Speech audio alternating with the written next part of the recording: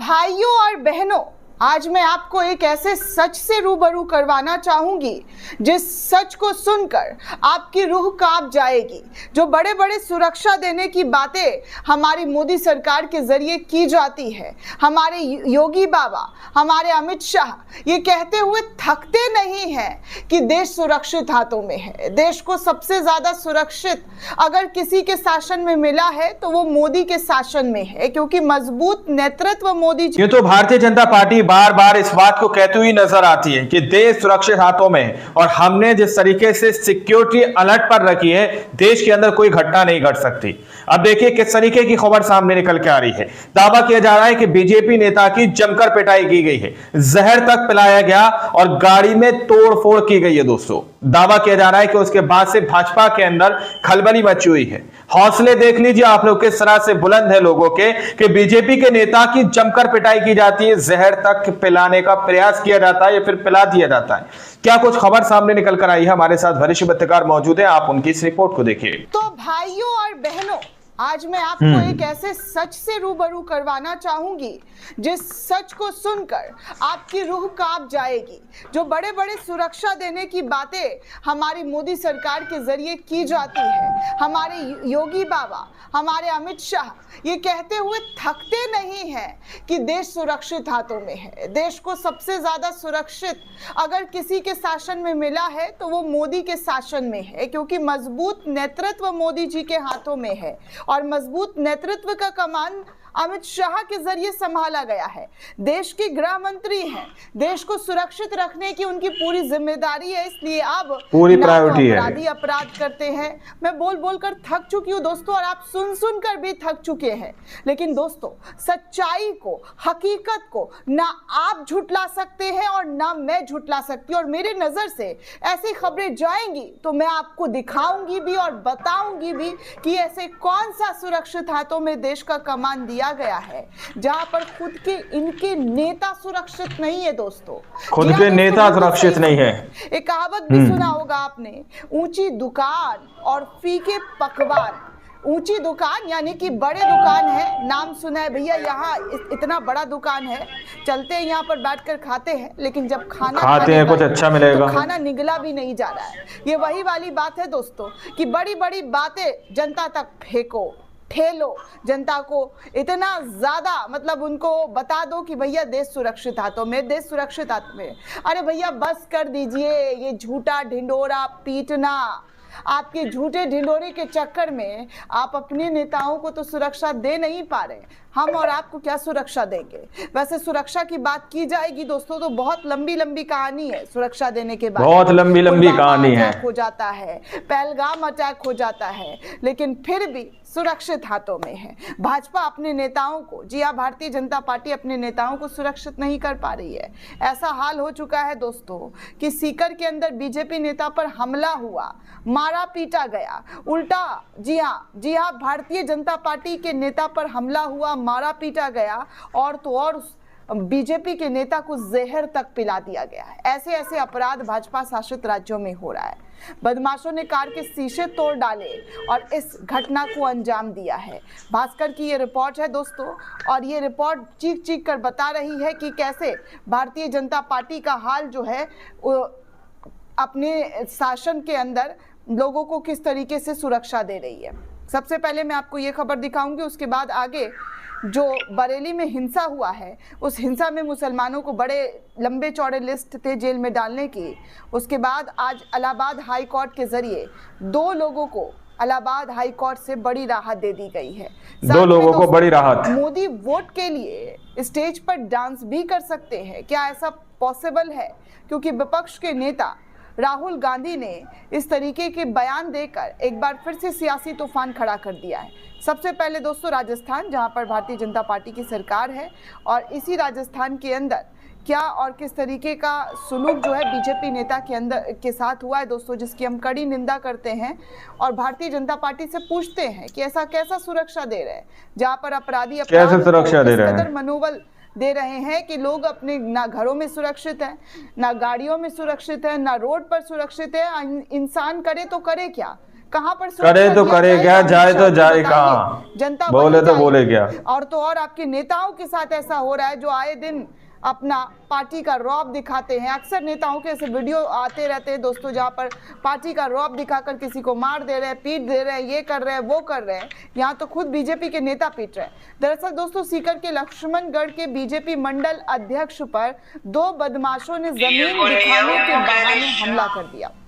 उनकी गाड़ी के शीशे तोड़ दिए, फिर जबरदस्ती उनको जहर पिला दिया। इसी बीच सड़क पर 2 कारें आई तो आरोपी मौके से फरार हो गया। घटना लक्ष्मणगढ़ के हमीरपुरा रोड की बुधवार दोपहर आज करीब 12 बजे की बताई जा रही है दोस्तों। बीजेपी नेता ललित पवार को गंभीर हालत में हॉस्पिटल एडमिट करवाया गया है, जहां उनका इलाज अभी चल रहा है। लक्ष्मणगढ़ एसएचओ महेंद्र सिंह ने बताया कि अभी तक इस मामले में कोई रिपोर्ट दर्ज नहीं की गई है। रिपोर्ट मिलने के बाद मुकदमा दर्ज किया जाएगा, उसके बाद फिर जांच पड़ताल की जाएगी। फिलहाल पुलिस जांच पड़ताल की जाएगी। सीसीटीवी फुटेज को खंगाल रही है कि आखिर कौन से बदमाशों ने इस घटना को अंजाम दिया।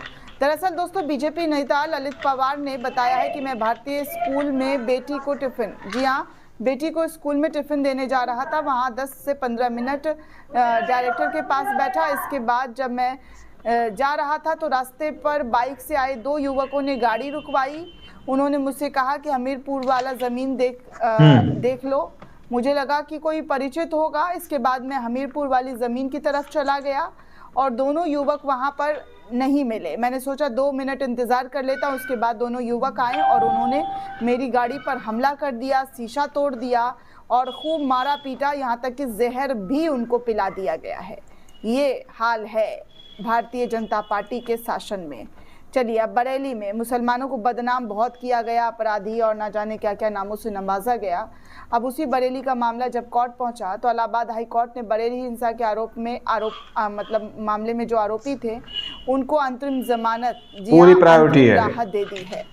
हिंसा के आरोपी नदीम खान और बबलू खान को इलाहाबाद हाई कोर्ट से एक बड़ी राहत मिली है। दोनों भाइयों की गिरफ्तारी पर हाई कोर्ट ने अंतरिम रोक लगा दी है। जस्टिस सिद्धार्थ वर्मा और जस्टिस राम मनोहर नारायण मिश्रा की डबल बेंच ने इस पूरे मामले पर सुनवाई की। हाई कोर्ट ने चार्जशीट दाखिल होने तक गिरफ्तारी पर अब रोक लगाई है।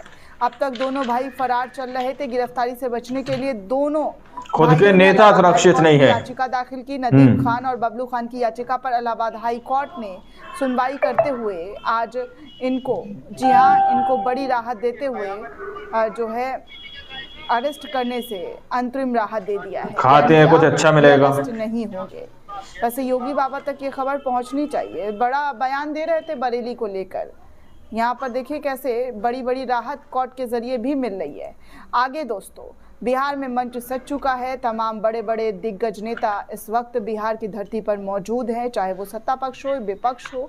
हर कोई अपना दम जोर चुनाव के आखिरी प्रचार में लगाता हुआ नजर आ रहा है। और ऐसे में आज राहुल गांधी, अमित शाह, राजनाथ सिंह, योगी आदित्यनाथ, कई बड़े नेता इस वक्त बहुत लंबी कहानी है रहे थे। इसी गर्जन में आज जो है विपक्ष के नेता राहुल गांधी और तेजस्वी यादव ने मोर्चा संभालते हुए बीजेपी की ओर से अमित शाह पर कड़ा निशाना साधा, मोदी जी पर कड़ा निशाना साधा। उन्होंने तीखा हमला किया। राहुल गांधी ने मुजफ्फरपुर की रैली में प्रधानमंत्री नरेंद्र मोदी पर तीखा प्रहार करते हुए कहा कि वोट के लिए मोदी जी स्टेज पर आकर डांस भी कर लेंगे। दूसरी ओर अमित शाह ने रैलियों में महागठबंधन पर परिवारवाद का आरोप लगाते हुए कहा कि लालू अपने बेटे को सीएम बनाना चाहते हैं, सोनिया अपने बेटे को पीएम बनाना चाहती है, लेकिन ये दोनों पद खाली नहीं है। वैसे आपसे ज़रा कुछ देश की जनता बहुत टाइम से पूछ रही है, गृह मंत्री जी, आपने अपने बेटे को किस बिना पर, किस मेरिट पर बीसीसीआई का अध्यक्ष बनाया हुआ है?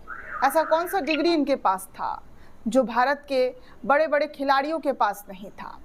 ये बार बार पूछा जाता है, क्योंकि परिवारवाद पर जब आप लेक्चर देते हैं तो मुझे वो लोग अच्छे लगते हैं जिनका राजनीति में 2 लोगों को बड़ी राहत, लड़ाई लड़ी जा रही है। परिवारवाद को घसीटा नहीं, मतलब परिवार के लोग नहीं लड़ रहे हैं, तो उनको वो बोलते हैं तो अच्छा लगता है कि भैया मतलब इनके परिवार से कोई है नहीं राजनीति में, ये खुद अकेले लड़ रहे हैं, अपने दम पर बलबूते पर पार्टी को खड़ा किया है, नाम बनाया है। लेकिन आपने और आपकी पार्टी के कई ऐसे नेता हैं जिनको टिकट भी मिला है, चुनाव भी लड़ रहे हैं, चुनाव लड़ भी चुके हैं, बहुत लंबी लिस्ट है। राजनाथ सिंह के बेटे, सुषमा स्वराज सिंह की बेटी, और कितने लोगों के कैसे नाम सुरक्षा दे रहे हैं? बहुत सारे हैं। लेकिन परिवारवाद पर बोलने वाले वो लोग अच्छे लगते हैं जिनका परिवार से कोई ताल्लुकात नहीं होता राजनीति में।